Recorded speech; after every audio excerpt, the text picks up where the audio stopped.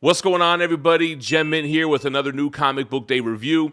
I've been keeping up with about half of the Ultimate Universe. I'm up to date with Ultimate Spider-Man. I just got caught up on the Ultimates. I just read the 1 year in one-shot, and I read the Ultimate Invasion stuff leading up. I really just dropped off on X-Men and Black Panther, but I had to check out this Ultimate Wolverine, and I gotta say, it did not disappoint. I'm going to do a thorough deep dive into this issue, so if you don't want to get spoiled, you might as well dip out right now, but then come back after you read it. Or if you don't want to read it, you'll probably get the gist of it here.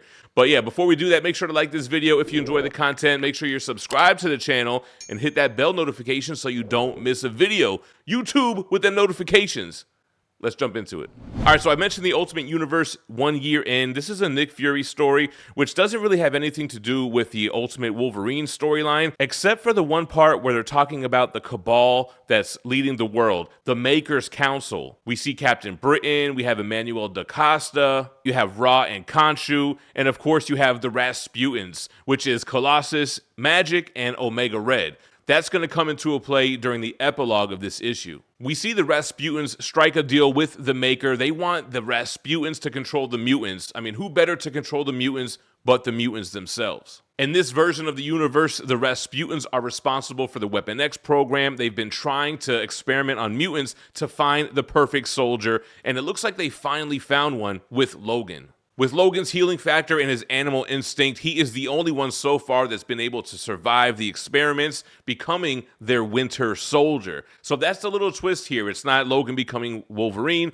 it's Logan becoming the Winter Soldier. And that leads us to Ultimate Wolverine #1. I'm digging the cover of this issue. You have a dope design where he's got a masked face, similar to like the Winter Soldier, but he's got his signature adamantium claws and a red and black outfit. Very dope artwork by Alessandro Cappuccio, who also did the interiors, and this story is written by Chris Condone. This issue opens up with Wolverine on a mission. He's with some soldiers, and they're talking about him right in front of him. He's not responsive, so they don't even know if he's aware, but he already is an urban legend. He's already got all these rumors on how he was created and how he's really pieces of multiple men, kind of like a Frankenstein monster. One half of his torso was connected to another half. Their tone quickly changes when Wolverine stands up, ready to depart on the mission, jumping out of the plane with no chute. While Logan is flying out of the sky, he seems to have a flashback of, I don't know if this is supposed to be himself being rescued. It does look like he's one half of a torso, so maybe the rumors were true. But Logan continues his descent as he barrels into this compound. It looks like there's a church in the back of it as well. It must be, because after Wolverine dispatches of the guards outside, we can see who's holding fort with Mystique. It's none other than Nightcrawler, dressed up as a priest.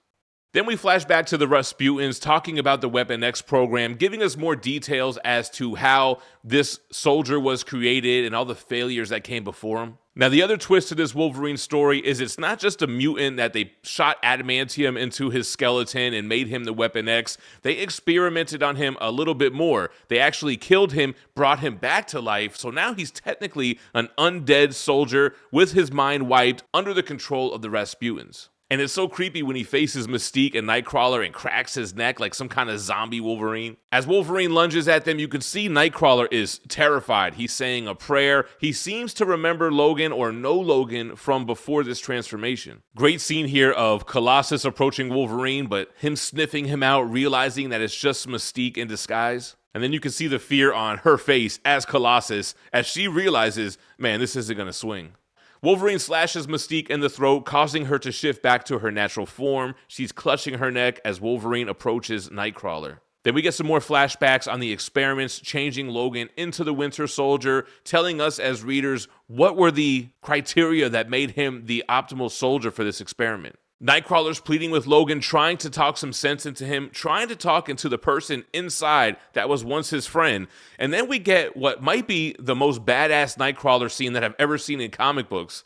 Nightcrawler picking up an automatic rifle, bamfing everywhere while shooting at Logan. Logan is ducking from cover under the barrage of bullets. He gives a little sniff, he figures out Nightcrawler's next bamf, and boom, guts him as he teleports right in front of Wolverine. What an epic scene, too. Very reminiscent to Frank Miller's Daredevil, when they would always poke him in the stomach and he would see the blade coming out the back of the shirt. Nightcrawler's words seem to fall on deaf ears as Wolverine guts him, leaves the compound, and then has a flashback of his training, the kind of like torture, sitting in the chair with your eyes peeled open as they're forcing you to watch videos of your enemies. This issue ends with Wolverine back on the plane by himself this time, heading back to the compound. Mission is completed, and that's just it. It doesn't really set up any big cliffhanger or what's going to happen next. We just know that we have this ultimate weapon of a Winter Soldier that's out there on the loose.